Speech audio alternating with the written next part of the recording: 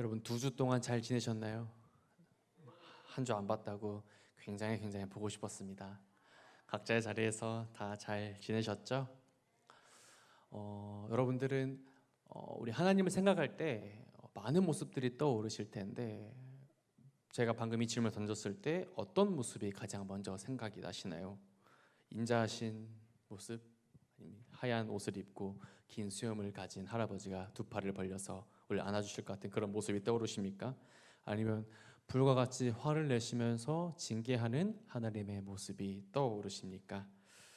우리가 오늘 함께 사무엘하의 말씀을 살펴보는데요. 이 말씀 속에서 다윗은 이제 블레셋과 전쟁을 하는 게 오늘의 메인 이야기인데 이 싸움을 통해서 다윗은 물을 흩어버리는 것처럼 적들을 완전히 흩어버리고 뭉개는 하나님을 보게 됩니다. 그리고 그런 하나님의 모습을 보면서 감사하는 마음에 그 싸움터의 이름, 함께 싸웠던 이 지역의 이름을 바알브라심이라고 이름을 지어요.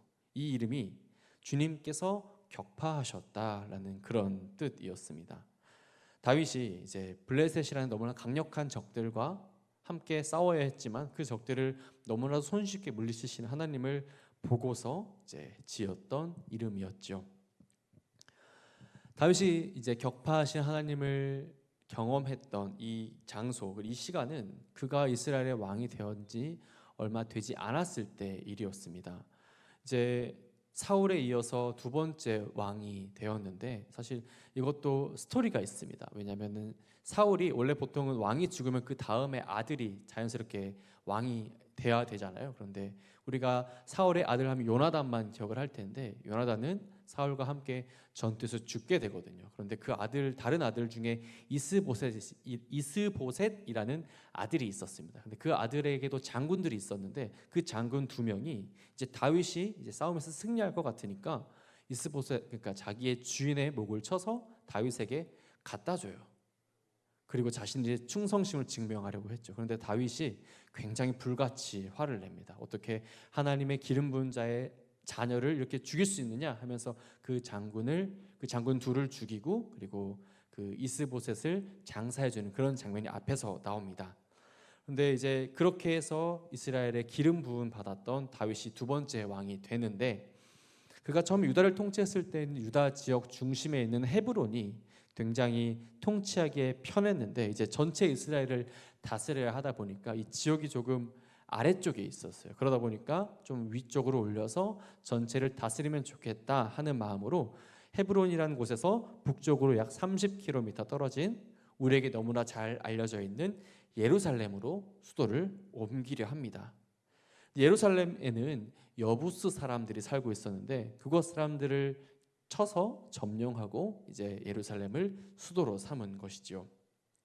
그런데 이 움직임에 위협을 느꼈던 사람들이 있었습니다. 그 사람들이 바로 블레셋 사람들이지요.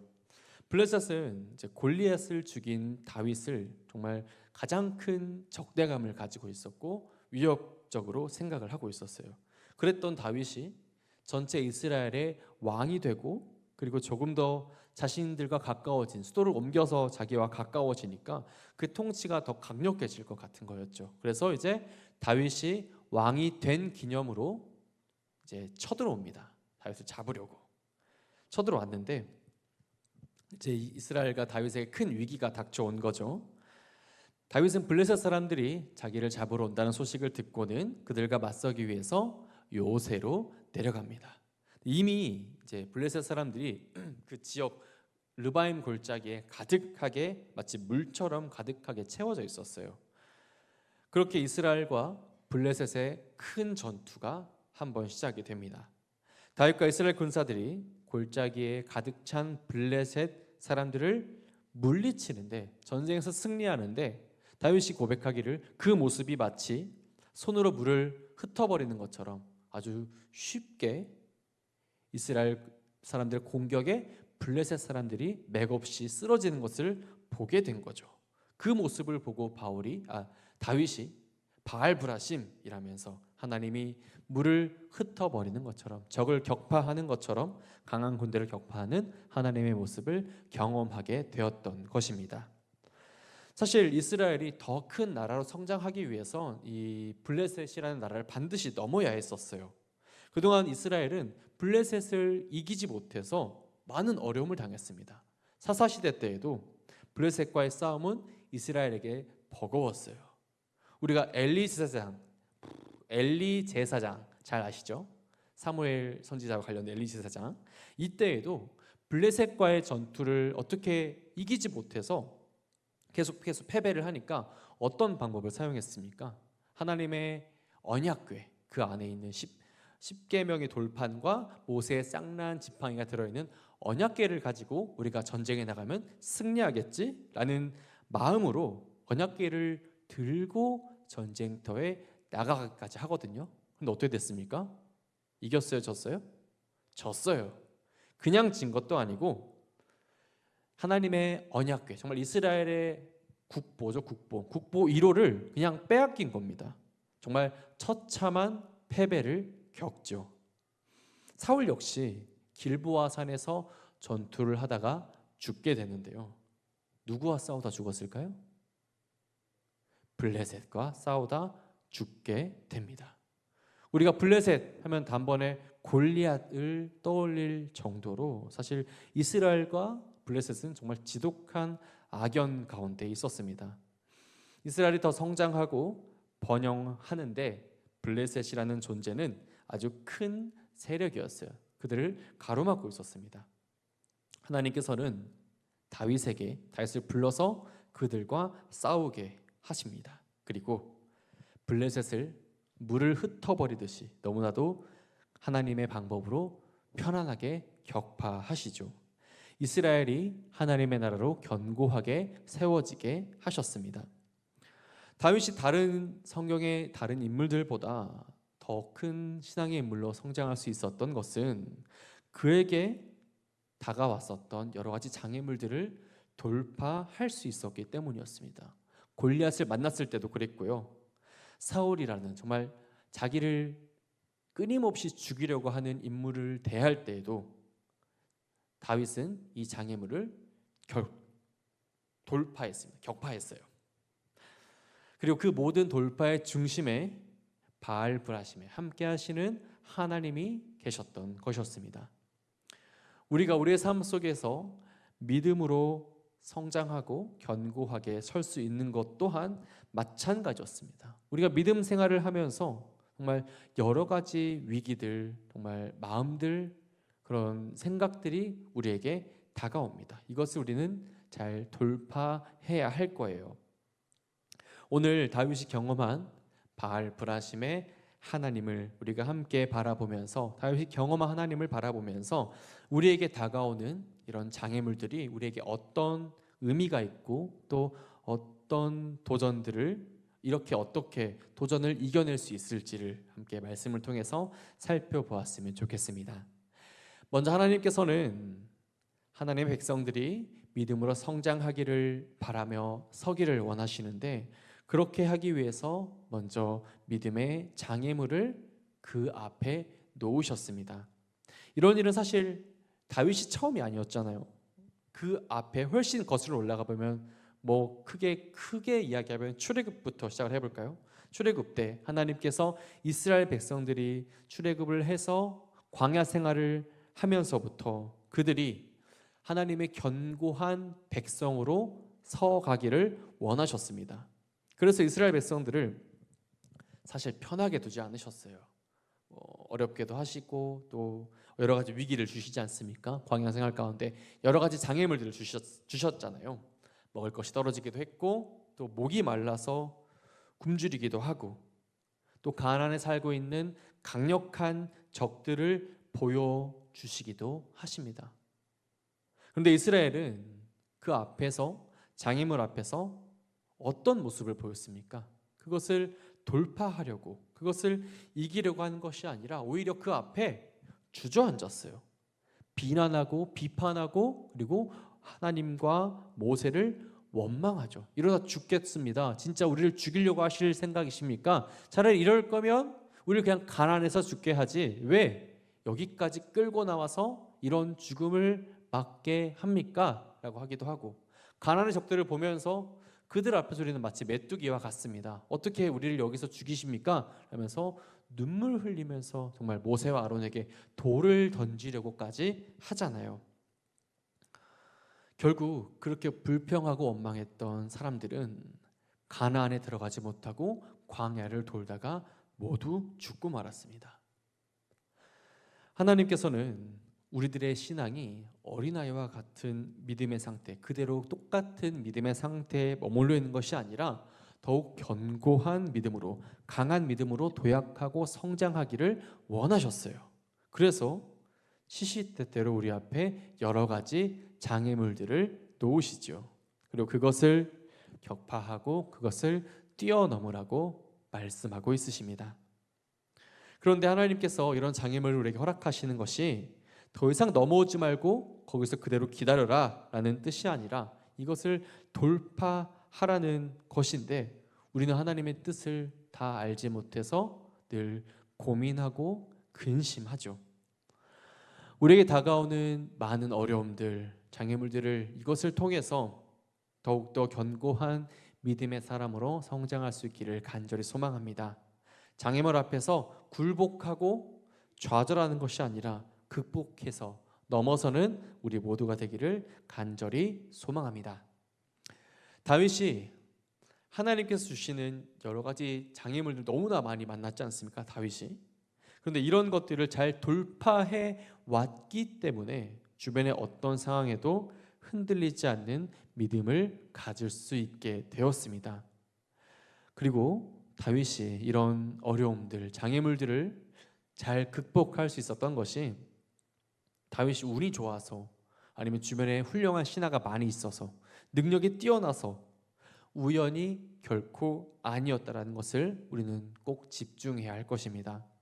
이 말씀을 잘 보시면 다윗이 블레셋과 같은 장애물들을 만났을 때 어떻게 했냐면 하나님께 물어봅니다. 어떻게 돼 있냐면 19절에 이렇게 시작을 하거든요. 다윗이 여호와께 여쭈어 이르되 라고 물어봅니다. 그리고 또 물어봐요. 23절에 다윗이 여호와께 여쭈니 라고. 하나님께 여쭈는 것, 하나님께 물어보는 것은 상당히 중요한 의미가 있습니다. 그것은 하나님을 향한 다윗의 믿음의 행위였던 것이지요. 어떤 장애물을 만났을 때 모든 사람이 하나님을 찾지 않아요. 어떤 사람은 다른 사람에게, 어떤 사람은 전문가에게, 어떤 사람은 더 많은 뜻을 가진 다수의 의견을 따라가기도 합니다. 왜 그렇습니까? 그 사람을 믿기 때문에, 신뢰하고 의지하기 때문에. 그렇지 않고 스스로 행동하는 사람들이 있어요. 그 사람은 어떤 사람들보다 자기 자신을 신뢰하는 사람일 것입니다.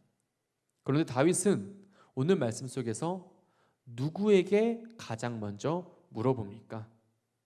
하나님께 여쭈지요. 하나님의 전능하심을 믿는 자들만이 하나님을 향해서 가장 먼저 물어봅니다. 그리고 자기가 가진 지혜와 능력이 아무데도 쓸데없는 깨달음이 있을 때 하나님께 여쭈는 삶을 살게 되지요. 믿음으로 성장하고 견고하게 서 있는 사람을 잘 보면, 가만히 잘 보시면 자기의 지혜와 능력으로 무엇인가를 하려고 하지 않습니다. 그런 사람은 오히려 신앙이 더뎌지고 오히려 넘어지고 후퇴하기도 하는 것 같아요. 왜 그럴까요? 왜? 사람의 지혜와 능력을 뛰어넘는 하나님의 도우심이 그 사람에게는, 나를 의지하는 사람에게는 임하시지 않기 때문입니다. 우리가 어떤 장애물을 만났을 때 하나님을 찾아서 여쭙는 것은 자신의 지혜와 힘으로 무엇이든지 할 수 있다는 자기의 교만을 내려놓는 것이고, 하나님만이 하실 수 있다는 믿음의 행위일 것입니다. 바로 그러했을 때 하나님은 장애물을 넘어설 힘을 우리에게 더하시죠. 다윗은 자기 앞에 다가온 장애물들을 하나님의 이름으로 나아가며 하나님께 아뢰므로 바알브라심, 격파하시는 하나님을 만나고 그 문제를 해결할 수 있도록 지혜와 능력을 허락받습니다. 그런데 이 말씀을 우리가 잘 기억을 해보면 다윗과 반대로 하나님께 여쭙지 않고 그 장애물을 극복하지 못해서 넘어진 사람이 우리는 떠올릴 수 있습니다. 바로 사울 왕이지요. 사울이 몰락하게 된 결정적인 사건이 있었습니다. 그것 역시 블레셋과의 싸움에서 시작이 되거든요. 사울이 이제 블레셋과 길보아 전투를 앞두고 있었을 때 사울이 그 군대를 보고서 굉장히 무서워했습니다. 왜냐하면 수적으로 열세에 있었기 때문에 이 전쟁을 하면은 죽을 것 같은 생각이 들었어요. 그래서 사울이 했던 것이 무엇이었을까요? 변장을 하고, 여기서부터 이미 이상하죠. 변장을 하고 신접한 여인, 쉽게 말하면 무당이에요. 무당. 신의 이름을 받은 여자를 찾아가서 도움을 청합니다. 이 모습이 사울이 죽게 되는 결정적인 범죄였어요. 하나님을 따르지 않고 이방의 우상을 의지한 것이죠. 그래서 역대상 10장 13절 14절 말씀을 보면 이렇게 되어 있거든요. 사울이 죽은 것은 여호와께 범죄하였기 때문이라. 그가 여호와의 말씀을 지키지 아니하고 또 신접한 자에게 가르치기를 청하고 여호와께 묻지 아니하였으므로 여호와께서 그를 죽이시고 그 나라를 이새의 아들 다윗에게 넘겨 주셨더라. 사울이 하나님께 묻기보다 무당을 찾아가서 도움을 청하죠. 무슨 도움을 청했을까요? 선지자였던 사무엘 좀 불러주십시오라는 부탁을 합니다. 그마저도 무당에게 찾아간 것조차 잘못이었는데 거기서도 하나님을 찾지 않고 선지자였던 사람이었던 사무엘을, 이미 죽어서 이 땅에 없는 사무엘을 불러주십시오라고 부탁을 한 거였습니다. 이것이 사울의 죄가 되어 사울은 죽음을 맞이하죠.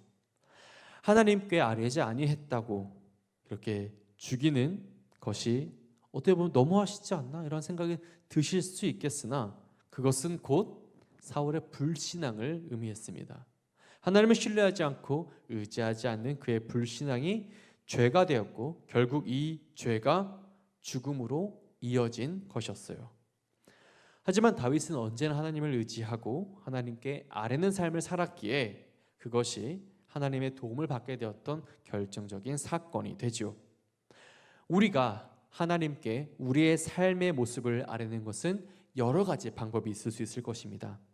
오늘 말씀에 다윗은 하나님과 대화하듯이 하나님 어떻게 할까요? 하나님께 이렇게 하라고 하시니까 그렇게 답을 얻습니다. 그렇다고 하나님께 아뢰는 것이 이렇게 친구와 대화하는 것처럼 바로바로 카톡 보내면 답장 오는 그런 것이 아니잖아요. 시편 18편 6절 말씀에 이렇게 되어 있거든요. 다윗이 그를 쫓고 있었던 원수의 손에서 구원함을 받은 후에 지난 과거를 돌아보면서 하는 고백이었습니다. 내가 환난 중에서 여호와께 아뢰며 나의 하나님께 부르짖었더니 그가 그의 성전에서 내 소리를 들으시며 그의 앞에서 나의 부르짖음이 그의 귀에 들렸도다. 어떨 때 다윗은 하나님께 목이 터져라 부르짖으면서 하나님 제발 저를 좀 도와주십시오, 목 놓아 외치면서 그의 부르짖음이 하나님께 닿았다 말할 정도로 크게 기도하기도 했습니다. 조용한 중에서 기도하든지 아니면 세상에 떠나가라 크게 소리치며 기도하며 선포하든지 아니면 말씀을 읽고 그 말씀 가운데 주시는 뜻을 깨닫든지 그 방법과 관계없이 믿음의 장애물과 도전을 만났을 때 우리는 하나님께 아뢰고 그 뜻을 구해야 할 줄로 믿습니다. 그리고 바알브라심 하나님을 경험하기 위해선 하나님께 묻고 그 뜻을 아는 것뿐만이 아니라 이제 그 말씀대로 우리는 행해야 합니다. 하나님께서 자신보다 앞서서 도와주실 것을 믿고 장애물을 넘어보십시오. 블레셋이 이스라엘과 첫 번째 싸움에서 크게 지고 나서 그대로 도망가지 않았어요. 다시 와서 두 번째 장소에서 두 번째 싸움이 똑같은 장소 르바임 골짜기에서 일어납니다. 그때도 블레셋 군사들이 이 골짜기에 가득했다고 나와 있어요. 그때 하나님께서 다윗에게 주신 말씀은 내가 너보다 앞서가서 저 군대를 치겠다라는 말씀이었습니다. 내가 너보다 앞에 있어서 적들을 물리쳐 줄게. 이 말씀이 다윗에게 얼마나 큰 힘이 되었겠습니까? 블레셋 사람들은 자기들과 싸우는 존재들이 이스라엘과 다윗이라고만 생각을 했겠지만 그들보다 앞서서 계셔서 싸워주신 분이 누구였습니까? 여호와 하나님이라고 하신 것입니다. 그러니까 다윗과 이스라엘은 하나님의 뒷모습을 바라보고 여호와 믿고서 담대하게 걸어 나가면 됐던 것이지요. 우리가 믿음으로 살아갈 때 우리에게 다가오는 정말 여러 가지 문제들이 있을 거예요. 하나님께 기도하면서 하나님의 말씀을 듣고 읽으면서 그 뜻을 우리가 알았다면 이제 우리들은 하나님의 도우심을 바라며 담대하게 한 걸음 한 걸음 걸어가 보시기를 소망합니다. 우리가 하나님의 뜻을 구하며 그 말씀대로 순종하며 나갈 때 하나님께서 우리에게 다가오는 믿음의 장벽들을 모두 부셔 주실 줄 믿습니다. 우리보다 앞서 나가서 우리의 어려움을 헤쳐 주실 줄 믿습니다. 여러분들에게는 어떤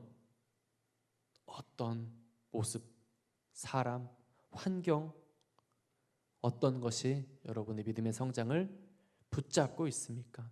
물질입니까? 아니면 연약함입니까? 나의 관계나 여러 마음들입니까? 어떤 것이 여러분을 붙잡고 있나요? 하나님께서 우리에게 이런 장애물을 주실 때 기대하는 모습은 장애물 이기고 밟아 일어서서 우리가 믿음으로 도약하는 모습일 겁니다. 궁극적으로 이 모든 순간과 모든 상황을 격파하시는 분이 하나님이심을 깨닫고 하나님께 아뢰고 하나님을 의지하는 모습을 보고 싶으실 거예요.